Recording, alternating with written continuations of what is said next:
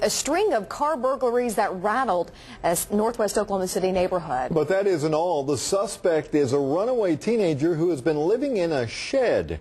News 9's Jacqueline sits live near Memorial Road in Western with more. Jacqueline?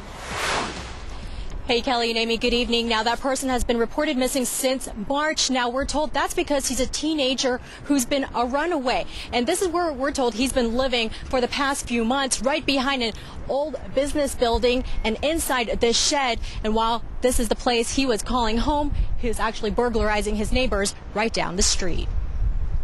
I just feel violated. Michelle Bolden says living here will never be the same again after someone stole her purse and her credit cards out of her truck right outside her home. I'm scared.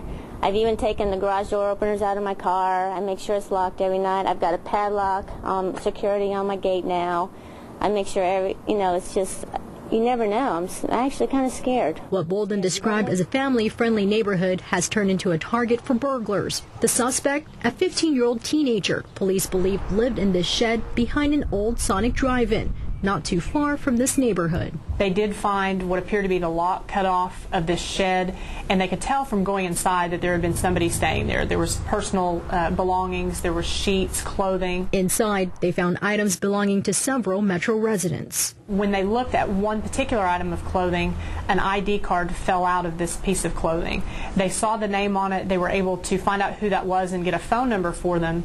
When they called this person, they found out that this ID had actually been stolen in a previous burglary. Police tracked down a 15-year-old at a home not too far from the neighborhood. The teen told police in a statement his mother had died and would rather live in a shed than with DHS. Bolden says no matter what his living situation was, people shouldn't get away with this anymore. It's crazy. She doesn't feel sorry for him and thinks he should be punished. You shouldn't be burglarizing people, you feel violated, and then you're scared. You don't know if he's going to come back or did he have a gun. You just never know.